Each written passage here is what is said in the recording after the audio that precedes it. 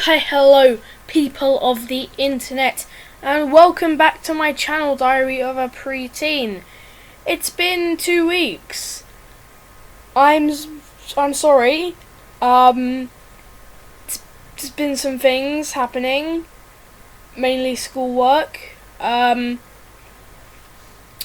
did actually try to record on my brand new camera, but it didn't work. The camera stopped recording for some reason, which was really annoying, so I just stopped. That was about 5 days ago. But now I'm back. I've got Bandicam, and as you can see, this is the bonus video on Star Wars that I promised you. I can only record 10 minutes of video with this because this is the free version, unfortunately. But I think it'll be fine. I'll just split it into 10-minute recordings, I guess. Basically in this video, what I'm going to do is detail what I think Star Wars Episode 8, should be. See? Right there. Star Wars Episode 8 as I think it should happen. I should probably preface this with a little bit of background after what happened after Episode 7. And if you're wondering, we're just launching straight into this. I should probably adjust the background sound you are probably hearing. I can't do much about that, as it is the hot air coming out of my computer, and I really can't do anything right now to stop that. So it will pick up that sound, which is really annoying. But I can't really stop that. Anyway, a bit of background for what happened after Episode 7. Basically, Kylo Ren just healed himself up, like in a Battlefront game. Imagine it's like heroes versus villains, but Rey versus Kylo Ren, and Kylo Ren's just healing up, and then he goes off with Snoke to train. Rey goes off with Luke to train, and the Resistance and First Order basically enter a period of war. Hux is basically the controller of it now, the main governing body. He's been promoted to Grand Overseer, which is kind of like a sort of Thrawn type. He's more like a warlord. Whether we'll see Thrawn is your decision. Actually, no, it's not your decision. It's whether you think you'll see Thrawn in this or not. You can decide that. I don't particularly care. Anyway, let's go on with this. Oh god, we're 3 minutes in. Anyway, alright. That's really all the backstory I can give, without giving away the opening crawl text. The first idea was the name, Star Wars Shroud of the Dark Side. It was going to be Veil of the Dark Side, and before that it was going to be Return of the Sith. But I thought that was way too similar to Revenge of the Sith and Return of the Jedi. So I thought Shroud is the best fitting for what actually happens in here, in this film, or in this fan fiction, you could call it. I hate the name fan fiction as well. It's just weird. Anyway, yeah, Star Wars Shroud of the Dark Side. You can really guess what might happen in this, can't you? Anyway, let's move along. And you can't see this, but just where the screen cuts off at the bottom is the word count and the page count. I'm not going to tell you. Oh, does that actually show? You might actually see the... this is really awkward. Okay. Yeah, I just realised that it records a screen, and there are little pop-ups that are coming up that you can probably see, like, the top part of, and they've got words on them. It's really annoying. Let's click away from that and move on. Oh, it takes me ages to scroll down. I did not foresee this problem. Oh, crud. Right, onto the opening crawl text. I'll try to read this as dramatically as possible. Star Wars Episode... It's just a really genial voice, isn't it? Anyway, let's move on. Star Wars Episode 8, Shroud of the Dark Side. Imagine the music playing as well in the background. It is a period of struggle in the galaxy. The destruction of the Starkiller base has put a considerable dent in the First Order, but the power and might of it is still formidable, and the Resistance has won less than a few battles since the map to Luke Skywalker was completed. But the First Order has suffered a loss as well. Kylo Ren has been strangely absent from any of the Order's operations or attacks, and has not returned to his Star Destroyer, the Finalizer. In this force-free environment, General Hux, newly promoted Grand Overseer Hux, has thrived, and has started to lead his military behemoth into a period of war, without Snoke's approval or attention. With Luke off training Rey, the Resistance entering war against the First Order, with no public to reinforce control, and the loss of both sides' force users, all seems dark in the galaxy, far, far away. That last sentence here, all seems dark in the galaxy far, far away, that was quite important for me. I don't know why, I just thought it'd be cool to have that in there. Why haven't any of the other Star Wars films put that in there before? Anyway, continuing. Oh, we're 6 minutes in. Great. Okay. The film opens with a slightly darker, slower theme, with a subtle integration of the Imperial March, which is basically the Imperial tune. Dun dun dun. I'm not even gonna attempt to try and recreate it, because I'm terrible at recreating soundtracks. I will butcher them, like, you know, that sentence does not need a simile. Anyway, there's a completely black background, no stars, which was, I thought that would be really cool, like to change it up, a subtle change. It's not really subtle. Anyway, and the text just scrolls through. Towards the end, quiet rain sound effects with a little thunder come in, and a flash of lightning ends the music and text. We go back to Rey's vision on Takodana. The Knights of Ren stand in a group, but it is earlier than what we saw. Kylo Ren has just skewered the person in robes in front of him, and lightning cracks in the rain and thunder. "Death to the Jedi!" he shouts. Sorry if that was a bit loud. I probably just killed every headphone user ever. "Death to the Jedi!" he shouts, and we know he has just killed the last Jedi between him and Luke Skywalker. Only one can remain, and a flash of lightning casts us out to a kind of monastery. Ryan is working on his lightsaber, deciding having an exposed red wire is better for power and strength of the blade. He hears hurried footsteps outside his door, but he doesn't look up. Pew pew pew pew pew! Best sound effects in the universe. Blaster shots can be heard, and shouts of horror and pain and anger can also be heard, and the building shakes with the stress of E11 shots damaging it. If you don't know what the E11 is, it is the standard blaster, or the standard Imperial blaster, seen in the original trilogy. If you play Battlefront, you will know what that weapon is. Sorry for the breaks. That's me just gathering breath, because I need breath to read, like everyone else on the planet. Ren finally looks up and hears an explosion. The building and the Knights of Ren has just been forcibly dismantled and destroyed. 7 hours later, we get to the next page. Taking the lightsaber, Ren prepares to strike. The door is blown off its frame after a few seconds. And actually, I should probably explain the lightsaber. When he was working on it, I explained that the red wire was better for power and strength of the blade. I thought it should have an explanation, because it's just kind of impractical. So I just gave it an explanation. And we're up to 9 minutes. That's fine.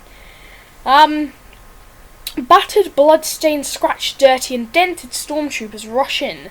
The blade ignites, and Kylo Ren deflects every bolt shot at him. The stormtroopers, basically they're undead stormtroopers, been in battles, they've got dirt all over them, they've got dents, they've got scratches, gashes, they've got blood splattered all over them, and they're just overall dirty. The whole idea was that they're like being controlled by the mind, and that if the person who's controlling them were to let go, basically they would all die, because they have suffered what no one could live past. And we're bordering up to that 10-minute mark right now, 9:50, so I will see you afterwards, and I really don't know how to transition this. After the break. See you off. Sorry for that weird cut-off transition. I've just reviewed the footage, and it seems all fine and dandy. I wanted to check the cut-off point. I'm actually cut off at 9:57, which is really annoying. I think I should cut off at 10, if I'm quite honest with you. I tried to sort of fade it in, like I was going to say, I'll see you after, and it just cut off like off, and I tried to transition it. Anyway, let's get back into it. Enough! Sorry again, headphone users. A chilling voice enters the minds of the remaining contents of the monastery. The troopers halt instantly and stand in perfect posture. Again, another controlling thing. The voice of Snoke booms around the room, and he talks about the dark side, its power, him sensing Ren's anger and his power combined, and a proposition for him. He asks Ren to join him, and together they will rule the universe. Ren agrees, and they exit the room, with the voice saying they will prove to be the rulers of the galaxy. Where are we? Oh yeah, with the voice saying they will prove to be the rulers of the galaxy, mutterings about the Sith as well, and things about the Empire of old and its destruction years ago. The screen fades to black, and the cross-guard lightsaber ignites on the black screen. A very large, grand cave scene, with Ren in the middle, is seen. He is on one knee, and it pans out, and a large throne with dark green robed arms on the stone arms. That's really bad. I guess you could call them stone arms, like armchair. They're arms, but I just don't like with dark green robed arms on the stone arms. It just doesn't sound good, does it? But I couldn't find any sort of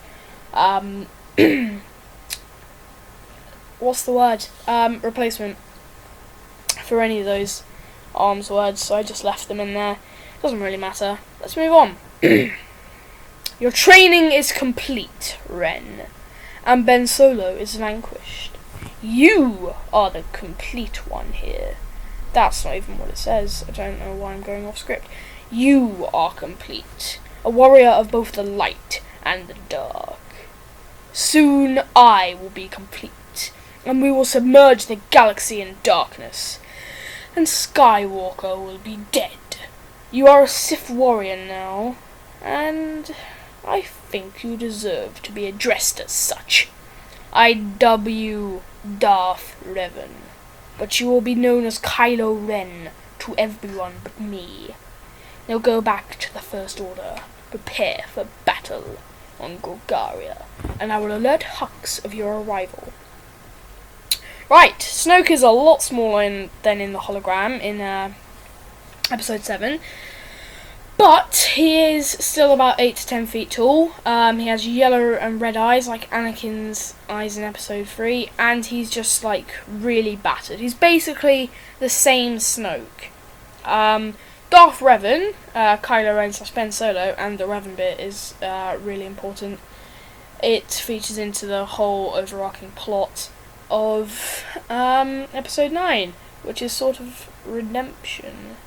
Yeah, I guess you could say episode 9 is based on redemption of not one, but two characters, and one character who you may thought, I really can't speak today, may think has already been redeemed. Personally, I don't think he can be fully redeemed, but I decided that it would be cool to have this character appear again, especially with what they were going to do with him in episode 7. I'm just going to say, he is a Force Ghost. I've given too much away. Anyway, a hologram of Hux appears in his place, in a black and red lined uniform, and Snoke informs him of the arrival of Ren. In a nostalgic screen wipe, we travel across a blue ocean to a green island, and we see a green lightsaber clashing against a blue one. Rey is training. We see Luke besting her and talking about the power of the Force and how concentration is essential. Hang on, wait, no, okay. Isn't it really irritating when you want to yawn, but yawns don't come? It's really annoying. No, it's not coming. Anyway, I am so awkward and stupid and, Oh my god, why? Anyway, they clash on, and he teaches her tactics and how the Force can be used. He talks about how the Force is the main power of the universe, and how it is the best ally to a Jedi Knight. But he also talks about Ren, who he is, his skills, and the elusive Supreme Leader Snoke, who he feels gaining power every minute. They both know Ren is now a Sith warrior, and his training is complete, as Rey can now feel when the Force's balance is tilted, but only in flashes and big events. That was kind of important, because I didn't want her to be, like, massively overpowered, like she basically was, in the last one. But, I don't know. I just don't want her to be massively overpowered. I watched a video by Bandit Incorporated. You should check it out. It's called "Is Rey Really a Mary Sue?" Mary Sue is basically a character from Star Trek fanfiction that is literally like 5 lines long, and she's just amazing at everything, better than the characters in the actual thing. But Max Landis and the YouTuber Bandit Incorporated, Max Landis said she was a Mary Sue in the first place. He basically said that she is more powerful than the original Mary Sue, because she's literally just the best at everything. Like, Rey is... I didn't want to accept it at the beginning, but Rey is definitely a Mary Sue now I think about it. So I thought that if she's going to have Sith powers, spoiler, Force powers, that she should only see flashes and big events and things, and that she shouldn't, now that she's had some training, she shouldn't be, like, the most confident, and she shouldn't be as powerful as before, because she's only halfway through her training, and it's really all a matter of depowering her within the plot and making it seem plausible. Anyway, Luke also has some theories about who Snoke really is, and by theories I mean Luke knows who Snoke is. It's a bit blatant, isn't it? And what he wants, but he won't tell Rey or let her go inside the cave in which he now pretty much lives in. This is the cave where he was seen in the Episode 7 trailer, putting his hand on R2 and he saw it was robotic. That's that cave.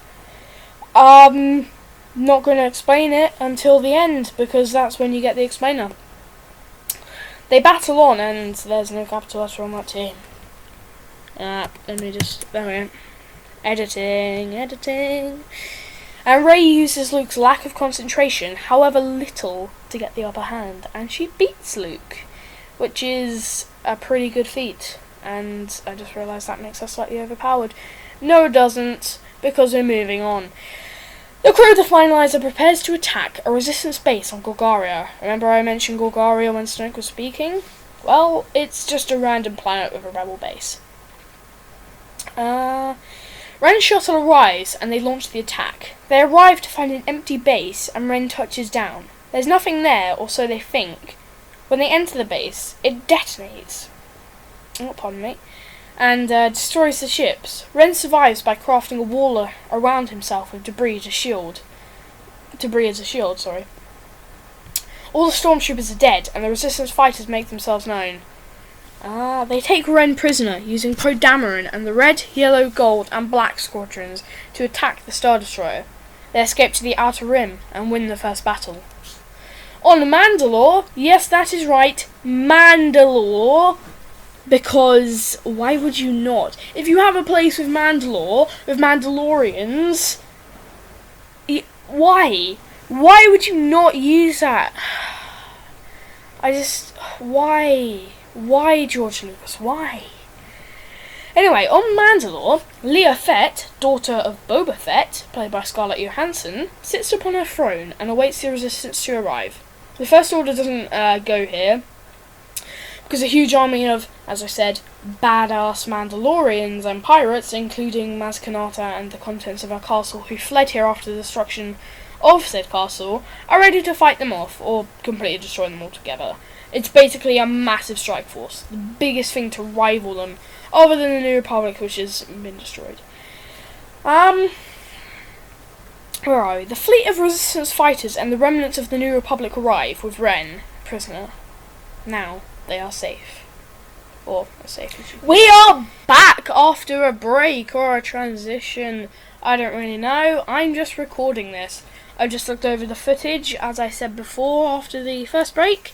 And it couldn't have stopped at a better time, really. We're just continuing straight after. I think we're on the third bit, so this video may prove to be 30 minutes long.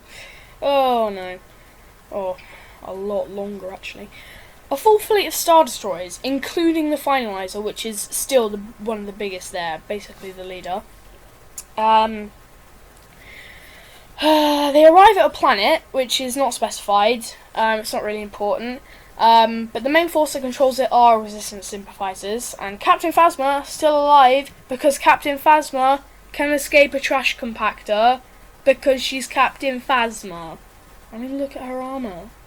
Then you could say Boba Fett survives the Sarlacc pit, but I don't think he did. Well, he could have. I don't know. In this continuity, I'm going to say he did escape and had a daughter, and then exploded. His jetpack malfunctioned and exploded. Yeah, that's enough. Captain Phasma is down there. Shooting up a palace and destroying buildings. A group of people are being interrogated down on the ground, but they insist they know nothing. Without Kylo Ren, they do not yield. So they execute all the citizens, and someone says something. An elderly man mentions that they know that the Resistance agents are here, but they don't know who they are. Rumour suggests that they provide ships and weapons, even food for the Resistance, and there are other planets helping them in the system, or in other systems, really. Basically, the First Order is way more brutal than the Empire ever was, and people are starting to want a change. They want to change things. They want to bring back the old order of the Old Republic or the New Republic. They basically want order back in this world, and with the First Order, they are not going to get that. Where were we? There are other planets helping them. Oh, pardon me. Phasma orders the troops to execute the traitors and leaves. We see that... Sorry, my throat is really sore. I'm going to grab a drink. There are no drinks nearby. That's really helpful. Oh. I found one. Brilliant. Oh, that's going to pick that up as well.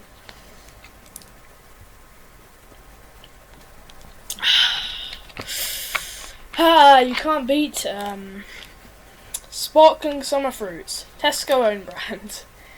Oh wow. Flavoured spring water. Lovely. Right, let's oh my throat. Let's move on. We see that she is bitter from the Starkiller operation, and what she really wants, despite the fact that she knows her first priority is the First Order, but what she wants is FN-2187, as she sees it as a new mission to get revenge.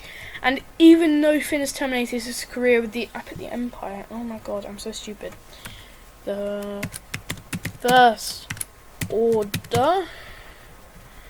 Oh, yeah, 3,651 words. Okay, brilliant. Even though Finn has terminated his career with the First Order, she wants to terminate him, as she believes that you don't just leave the First Order. It's a lifelong commitment, and you can't really leave easily. In fact, you don't actually leave at all unless you die in action. And even if you do that, you might die dishonorably, and it would be bad, and everyone will hate you. Although some people might mourn you. Yeah, you'll probably get mourned. Who knows? I haven't really thought up of all the continuity of this yet. Anyway, off on a separate world, a meeting convenes. A group of remaining senators talk about the First Order and their ruthlessness. They also speak about the Empire and how less ruthless they are to the First Order, which is really saying something.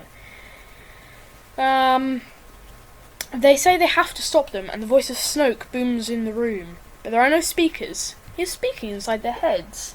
That is where you are wrong, senators. And that's a possible rest in peace headphone users again.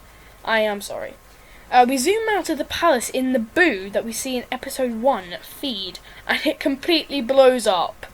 I just really don't like Naboo. I thought it was going to be a random planet. But I thought, why not make it Naboo? No one really likes that planet anyway.